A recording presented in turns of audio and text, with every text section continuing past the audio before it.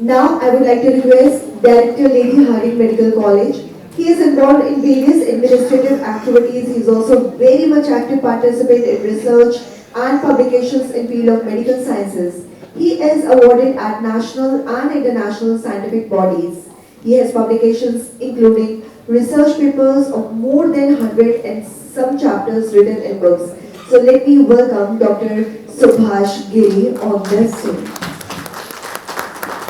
Dr. Subhash Giri.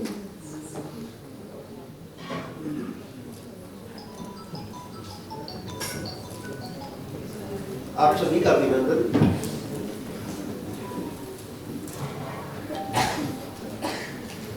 DISE पर बैठे सभी गणमान्य dignitaries, doctor Martin ji, thank you very much, you are here sir, and all other dignitaries. Dr. Vipin is doing a great job for our society, for our community, for our country. I've been with the organization for many years now, and his vision to bring the old, our culture, Ayurveda, as well as going back to working the Sanskrit levels, it's really in depth. And I really felt that my core of heart, I say thanks to him, that we are going back to our country. Please clap for him.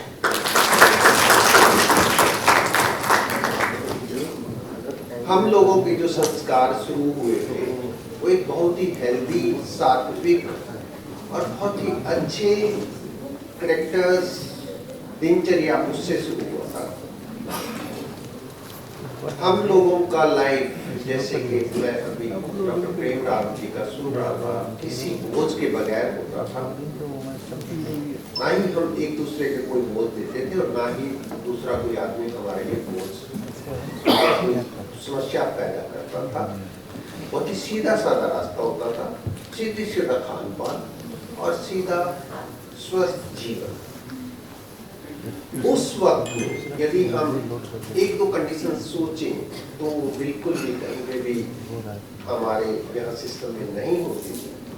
इसके video में problem है, जो depression या अवसाद की बात करें या एंजाइटी की बात करें, जो कि आजकल के कॉम्पिटिटिव वर्ल्ड में बहुत ज़्यादा लोगों को देखने को मिल रही है, और उसका जो परसेंटेज है वो day by day, if I start from my life and I started my graduation from a college, there was a very small department of mental disease, और उसमें कोई बस बड़ी मुश्किल से 2-4 पेशेंट आते थे, वो भी सिजोफ्रेनिया टाइप के।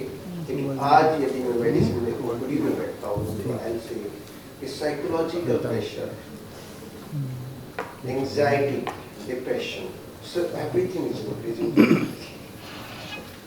दूसरी बात, यदि हम लाइफ रिलेटेड डिजीज की दूसरी कंडीशंस की बात करें, जो कि हमारे लाइफस्टाइल फॉल्टी की वजह से है, हम वो लाइफस्टाइल जो हमारा पुराना, जो हमें योगा और आयुर्वेदा को जो हम फॉलो करते थे, वो ना फॉलो करने की वजह से है। इसमें एक बहुत ही इम्पोर्टेंट एस्पेक्ट ओबेसिटी का है, जिस पे डॉक्टर विपिन ने थोड़ा सा बोला भी, और डॉक्टर यादव से बल्कि बोला गया कि he is a very good Ayurveda doctor and he can help the people who are suffering from this. But I'm saying, why obesity is coming? Why we are not able to control our health that way? And obesity is another condition which causes so many diseases. चाहे वो blood pressure है, blood sugar है। यदि कुछ लोग गांव के level पे यहाँ बैठे हैं, जिनका लाइफ गांव से शुरू होगा, मैं एक गांव से बिलोंग करता हूँ और वहाँ से मेरा लाइफ स्टार्ट हुआ था, जहाँ पे स्कूलिंग या कुछ भी बहुत ही रिमोट तरह की सिचुएशंस में था। मैंने जब MBBS में एडमिशन लिया और during my all 5.5 years study, मेरे गाँव में, क्योंकि गांव में आपस में जो बोल चाल ज़्यादा रहता है, तो एक भी कोई व्यक्ति ऐसा नहीं था जिसको डायबिटीज थी। मुश्किल से 2 पेशेंट मेरे पूरे गांव में, जिसकी आबादी लगभग 7-8 हज़ार के करीब है, उसमें मुश्किल से 2 पेशेंट ब्लड प्रेशर के थे। मैं इसलिए बोल रहा हूँ कि वो हमारा जो कल्चर होता है, वो किसी को भी कोई तकलीफ होती है ये समझ के कि ये हमारा डॉक्टर है, हमारा बच्चा डॉक्टर है, यूज टू। लेकिन आज मैं ये बात बताना चाहता हूँ, हर घर में ओबेसिटी है, हर थर्ड घर में डायबिटीज है गांव में, और चौथे घर में ब्लड प्रेशर है। ये तीनों चीजें जब आ जाती हैं तो हार्ट डिजीज होना, पैरालिसिस होना, जॉइंट डिजीज होना, गैस्ट्राइटिस होना, ये सब बड़ी कॉमन है। तो मैं दोबारा से बैक वापस आना चाहता हूँ कि जैसे हम बोलते हैं कि prevention is better than cure, तो सेम हमारा जो लाइफ स्टाइल है उस पर दोबारा हम फोकस करें, वापिस अपनी सभ्यता में जाएं, रेगुलर एक्सरसाइज करें, योगा करें, मेडिटेशन करें, अपना खान पान अच्छा रखें, एक दूसरे की सहायता करें, कुछ भी बोझ लेके न चलें, जितना भी बोझ कम कर सकते हो उतना ही लाइफ बड़ी अच्छी तरह से। हम वास्तव में इस कॉम्पिटिटिव वर्ल्ड में एक रैट रेस में चले जाते हैं, बीच में ले रहा था। हर बार एक नई रेस के लिए आप दौड़ रहा। मैं ये चीज अपने लाइफ से मैं बोलना चाहता हूँ। I started from a very nominal level in a village, from a जमींदार फैमिली, जहाँ पे एजुकेशन नाम की कोई चीज नहीं होती थी। उस गाँव में साइकिल भी 1 या 2 लोगों के पास होता था। आज हर घर में गाड़ी है, क्योंकि वो गांव बड़े अच्छे जमींदारों वाला, जमीनों वाला, हर घर में एसी लगा हुआ है। इस तरह से की चेंज ओवर। हम पहले पेड़ के नीचे बैठ के पढ़ लेते थे, आज हमें बाहर निकलते हुए ही हाँफना शुरू हो जाते हैं। तो हमने अपना लाइफ अपने आप किसी तरह से बड़ा कॉम्प्लिकेट कर लिया है।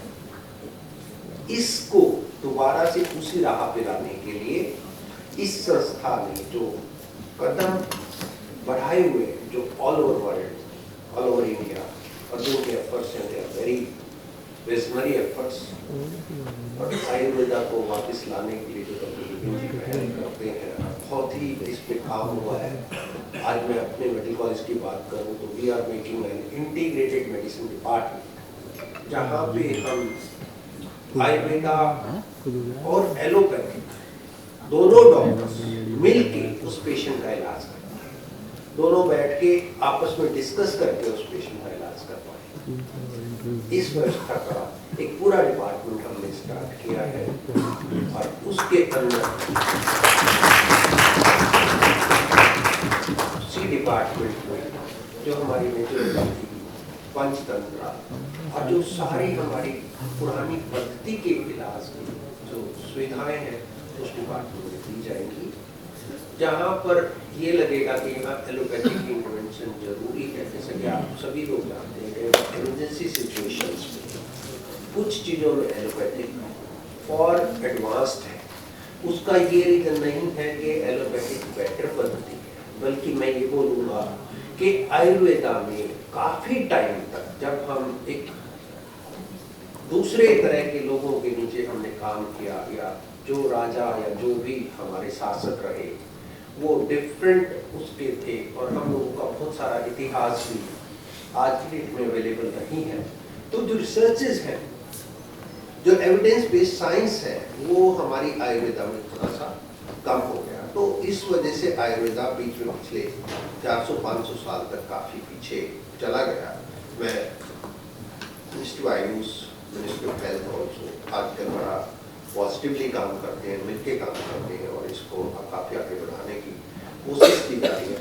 मैं आशा करता हूँ कि इसमें रिसर्च के ऊपर भी काफ़ी काम होगा, और हम स्लोली एविडेंस बेस्ड आयुर्वेदा को सबके सामने प्रस्तुत कर पाएंगे, जिससे कि हमारा जो हमारा पुराना इतिहास है वो भी, हमारा कल्चर, हमारी संस्कृति और हमारी पद्धति, क्योंकि आज सिर्फ हमारे तक लिमिट नहीं है, ऑल ओवर वर्ल्ड मानी जाती है। योगा की बात कर लीजिए, आयुर्वेदिक रस की बात कर लीजिए, तो वो दोबारा से हमारा पूरे वर्ल्ड में नाम होगा। मुझे इस बात की पूरी आशा है, और आयुर्वेदा स्वस्थ राष्ट्र के निर्माण में बहुत महत्वपूर्ण भूमिका निभाएगा। और जैसा कि हमारे प्रधानमंत्री नरेंद्र मोदी जी का सपना है कि हमारा राष्ट्र स्वस्थ हो।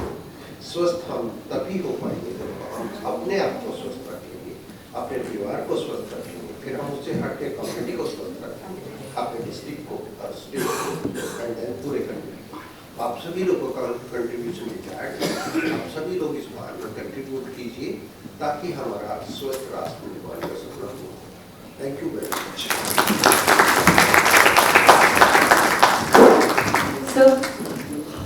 सर एक क्वेश्चन था आपसे।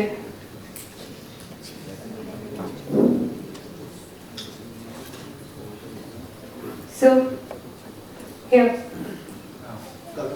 Krish. Yeah, please.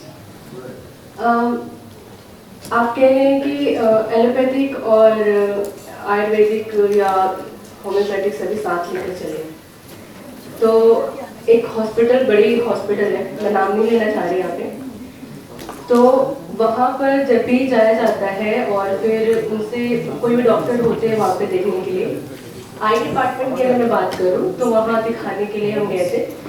तो उनसे हमने पूछा कि क्या इसका मतलब कि उन्होंने कहा कि आपको वो चश्मे लगाने पड़ेंगे और मतलब कि ड्रॉप्स वगैरह डालने पड़ेंगे आदि आदि। तो मैंने उनसे कहा कि चश्मे के अलावा भी ये अगर नॉर्मल है तो उसके अलावा क्या इसका नॉर्मल वे में कोई इलाज नहीं है, मतलब कोई आपको पता हो, कुछ नॉलेज हो तो उन्होंने कहा कि यहाँ पे तो बिल्कुल भी नहीं है, आप डायरेक्ट मतलब कि जहाँ की बात कर रही हैं जिसमें अगर होता है आप उसमें दिखा लीजिए। तो मेरा एक प्रश्न ये था कि वहाँ पे डॉक्टर्स का इतना रूडली बिहेवियर इस तरह से, और ये एकदम से कह देना कि इस तरह से जब वहाँ दिखाना चाह रहे कि आयुर्वेद में दिखाना चाह रहे ये चाह रहे तो वही करा लेते, यहाँ पे क्यों आए? तो ये मैनर्स कितना सही है डॉक्टर्स जो बिहेवियर ये करते हैं? देखिए बिल्कुल सच बात है। हम यदि एलोपैथिक साइंस की बात करते हैं तो हम 4-5 चीजों पे फोकस करते हैं। One is learning and acquiring the knowledge. This is one aspect. The person is not wise, he is knowledgeable. Number 2, we talk about the practical knowledge. Learning on the patient. He again learns some things practically, though he may not be knowing those practices. Third, we go ahead with the hand-on skills.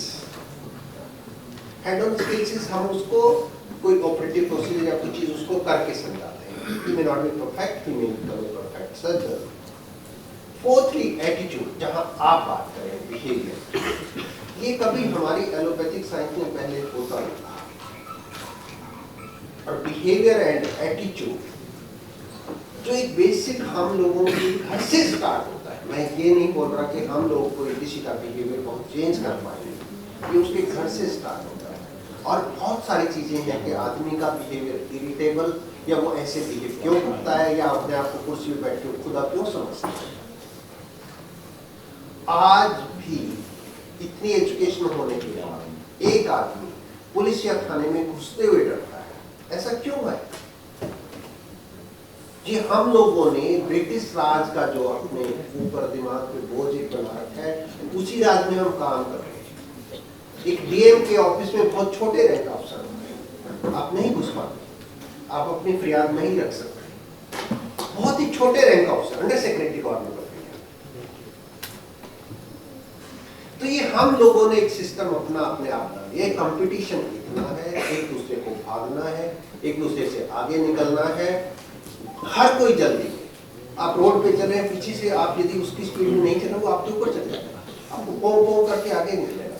तो ये जो behaviour है doctors का, ये वास्तव में कुछ जगह पे वास्तव में निंदनीय है। मैं ये बिल्कुल मानता हूँ। हर देश पे जब भी कभी कोई ऐसी चीज आती है तो उस पर एक्शन भी लेते हैं।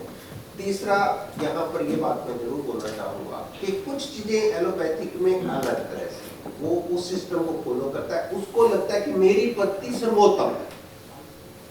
ये कुछ आदमी का ही एटीट्यूड में ऐसे आ जाता है कि मुझे तो सारा कुछ आता है अपने सब्जेक्ट का, जबकि ऐसा कुछ नहीं।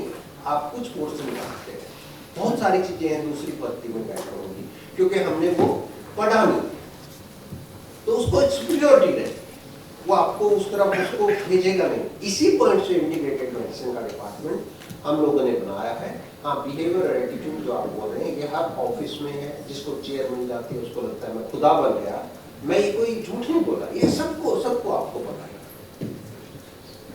जब आप दूसरी तरफ से चेयर से बैठ के सोचते हैं ना कि यदि मैं उधर बैठा हूँ, यदि मैं पेशेंट हूँ और मैं वो डॉक्टर है जिस पेशेंट के साथ, तो शायद आदमी कभी ऐसा बिहेवियर नहीं करेगा।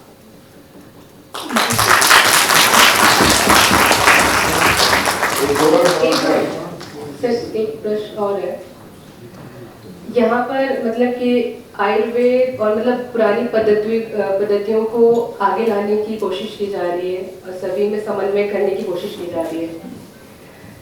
तो अब ये प्रश्न ये है कि ब्रिटिश सरकार ने जो अपनी संस्कृति छोड़ दी, लाइक खड़े होके खाने का, लाइक अनदर उसकी जो कोट पहने, व्हाटएवर क्लॉथिंग में भी ऑल्सो, सो वो चीजें लाइक अभी गवर्नमेंट क्यों अप्लाई कर रही है? रिसेंटली हम कल जब खड़े होके खाते हो, खाने की वो डाइजेशन भी अच्छे से नहीं होगा, प्लस वो बीमार डबल होगा। सेकंड थिंग, थर्ड, अगर वो मतलब कि अगर वो बैठ के खाता है तो उसकी डाइजेशन क्रिया कितनी बेहतर होगी।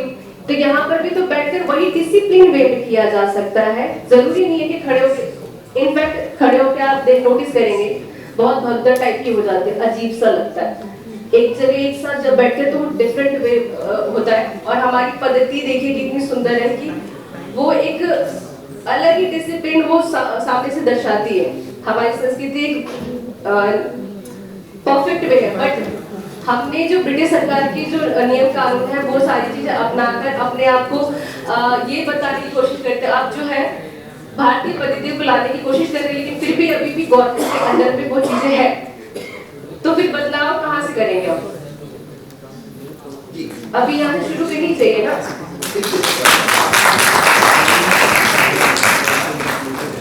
बदलाव तो हम लोगों से खुद से ही शुरू होगा। ये बात सच है, चाहे वेशभूषा की बात आए या किताबों की बात आए या रूल्स की बात आए, जो भी हम फॉलो कर रहे हैं, मैक्सिमम मोबिलिटी करना, मैक्सिमम ऐसे। और हम उसी को फॉलो करते हुए हमारा माइंड सेट, उसने कोई एक साल आपके ऊपर राज नहीं किया, उसने काफी दिनों से राज किया। यदि मैं स्कूल गया हूँ तो प्रॉपर ड्रेस वही डलवाई गई जो कि स्कूल्स में एक ड्रेस कोड है, तो वही चीजें आपके जहन में चली जाती हैं। मैं वास्तव में इस बात का आपका उपदेश करना चाहता हूँ कि कन्वर्सन यदि हो पाए, हमने, मैं कोई चेंज करने की बात तो नहीं कर रहा हूँ कि मैं कर पाऊंगा, ना ही मेरी इतनी हैसियत है, लेकिन इंडियंस कॉपिंग करने में बहुत माहिर है। हर चीज का कॉपिंग का या डुप्लीकेसी का इनके पास जरूर फार्मूला होता है, और इसी वजह से हम शायद काफी पिछड़ गए और उस चीज को फॉलो करते हैं। तो यहाँ सेकंड एक बात मैं जरूर बोलूँगा जो इन्होंने बहुत ही मुझे वो असर कर रही है कि पहले जब हम गाँव में खाना खाते थे या बाकी लोगों को भी किसी पूजा पाठ के दौरान या कोई सेरेमनी या जो भी कोई है उसमें बुलाते थे, तो हम नीचे चटाई लगा के उसको पातल पेड़ के पत्तों की बनी जो थाली होती है, पातल हम लोग बोलते थे, उस पे बैठ के नीचे जमीन में लाठी मार के खाना खाता था। आज मैं आपको बोलना चाह रहा हूँ कि 60 साल से बड़ी जितनी बुजुर्ग महिलाएं हैं, लाठी मारने में बहुत ही मुश्किल होगी, लाठी मार के बैठ नहीं पाएंगी। Normal routine way of life ही पूरा चेंज हो गया। आप मोस्टली बुजुर्गों को देखिएगा, they prefer the English toilet. Routine way से जैसे हम चीज करते थे काफी चेंज हो गई, और उसका रीजन यही है कि हम अपना जो पुराना जो था वो फॉलो नहीं कर रहे। पूजा पाठ के इस टाइम भी लोग लाठी मार के यदि घंटा उसको बैठना पड़ता है तो वो नहीं बैठ पाता, 10-12 मिनट से बस सकता है। तो चीजें बदली है, सालों साल हमारे ऊपर राज हुआ है, हमारी मानसिकता पे उसका असर आया है, इसमें कोई शक नहीं। हमें वापस जाना चाहिए, उसकी गुहार लगा रहा हूँ।